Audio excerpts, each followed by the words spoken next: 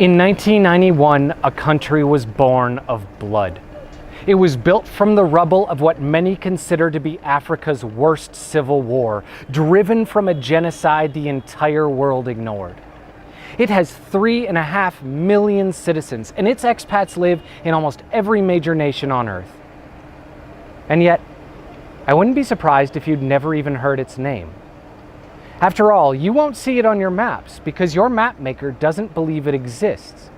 You won't hear your government praise its successes or denounce its failures because your government doesn't admit it exists either. You won't learn about it in school or hear about it on the news because nobody, absolutely nobody, seems to admit that this country exists.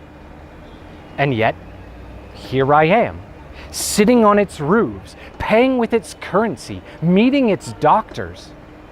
This is definitely a country. The real question is, why won't we admit it?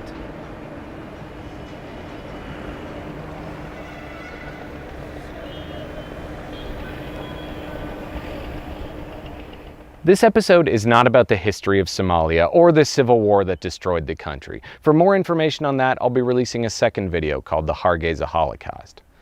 No, today's video is just meant to answer one simple question. Is Somaliland a country? Even asking the question alone is a threat to my life. When I mentioned online I was visiting Hargeisa, before I even said a single thing about the videos I intended to make, I was sent death threats. Simply coming here was enough to have people threaten to murder me and my family because they suspected if I visited, I'd say things they didn't want said. And honestly, they're probably right. But what I found most interesting about it was that those who'd claimed to want me dead weren't your typical extremist. They lived in Western countries and were raised predominantly in North American school systems. They weren't the uneducated masses. They weren't Al-Shabaab. But my point in telling you this isn't to garner sympathy for myself. Getting threats in this line of work is nothing new. I mention it because I want to make it clear that an independent Somaliland isn't a topic that people take lightly. You may have never heard of the country, but to many people around the world, it's worth dying for. Perhaps more, it's worth killing for. And yet, even with that weighing on my mind, I suspect that neither side of the conflict is going to be too happy with me when I'm done. Because although I do truly believe in an independent Somaliland, I'm not entirely supportive of what they've done with their independence. They're a nation living in the doorstep of legitimacy, and their survival is dependent on convincing the world that they exist. But over the last few years, they've fallen into the same traps of that dictatorship that led them to rebel. To explain what I mean, let me take you back for a second. In 1960, the two newly independent states of British and Italian Somaliland merged to become an ethnically driven superstate. Their intention was to put aside clan differences and create a country that could stand up to their larger, independent neighbors. In their grand vision, Djibouti, the Ogaden, and North Kenya would follow in turn. Once they saw the glory of a pan-Somali state, how could they help but fight to join it? Yet, nothing is ever so simple.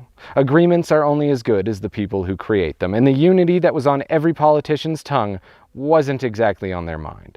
Less than a decade after the two ex-colonies united, a Southern-backed army murdered the president and took the entire country by force.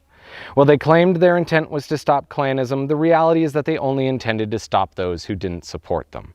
Those clans that now found themselves outside the inner circle would almost immediately feel the effects.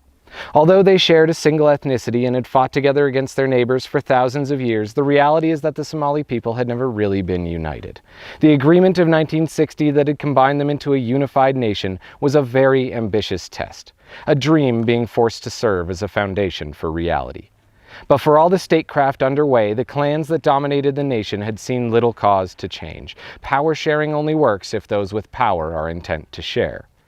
With their autonomy threatened, once independent regions almost immediately began to reimagine themselves as autonomous. And in that clan division, the newly minted nation of Somalia began to crumble almost as soon as it began.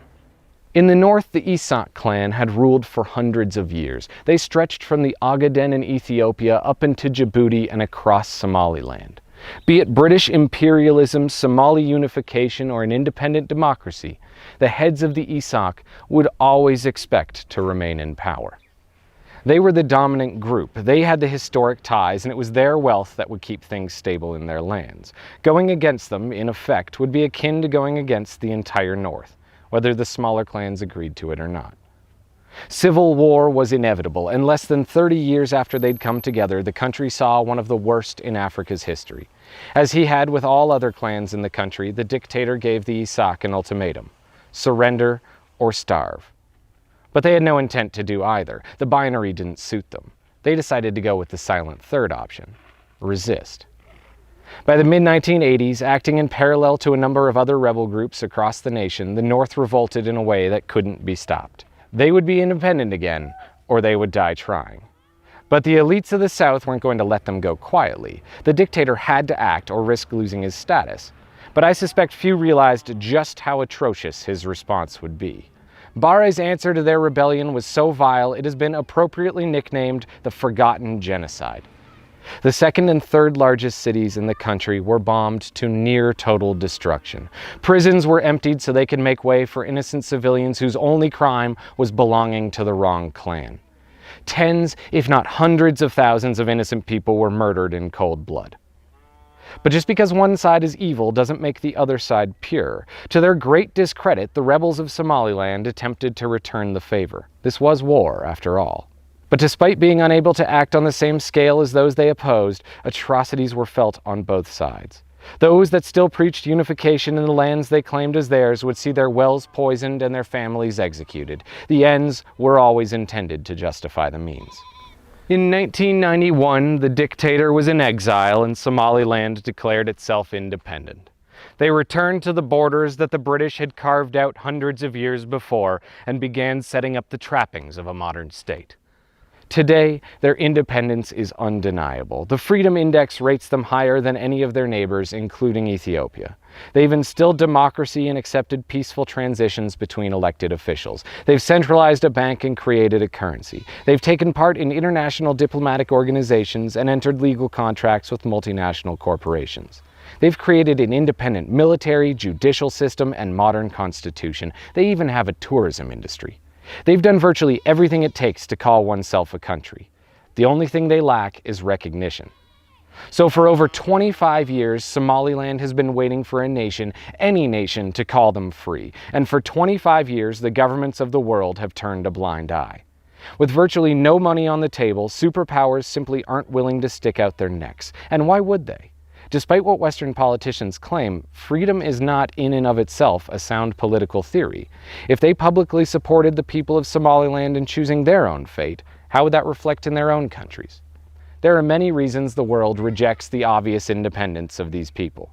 Canada, for example, will never support a breakaway region so long as they have a Quebec. A Spanish politician may hear Somaliland, but they think Catalonia. China punishes any nation that speaks of Tibet or Xinjiang as anything but Han land. And on the continent, the African Union, under an Ethiopian eye, would much prefer Greater Somalia remain unstable. If their separatists can form unique nations, then what stops Ethiopia from dividing into its many disparate parts? And of course, there's always the money. The companies that have immorally wrestled control of Somalia's wealth would prefer not to have a second government to bribe into submission, thanks.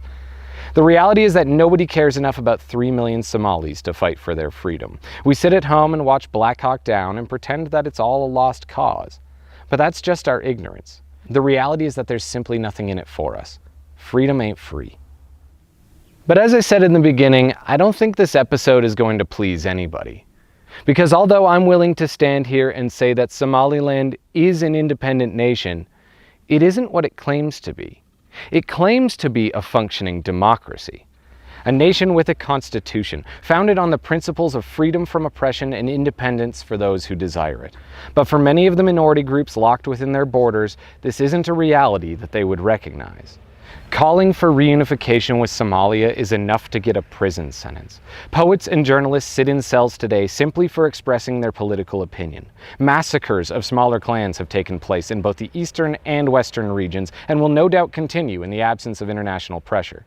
The principles that drove the Somalilanders to rebel are being repeated by the Somalilanders. No matter what else I say, that can't be ignored.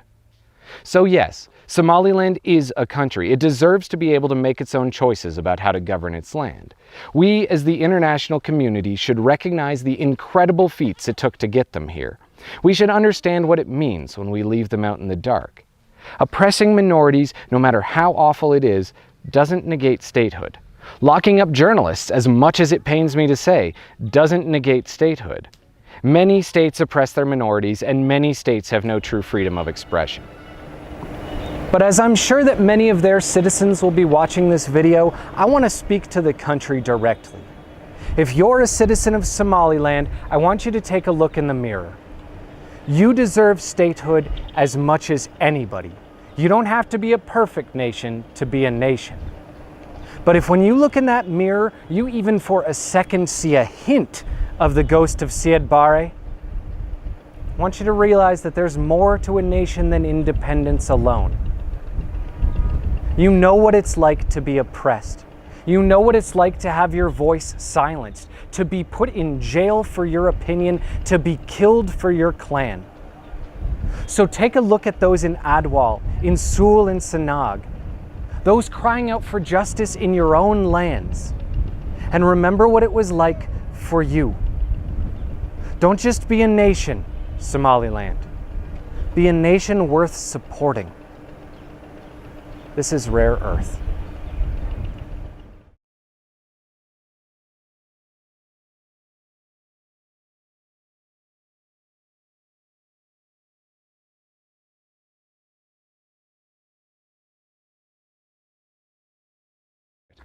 But for the many, I'm just gonna wait for him to slap by.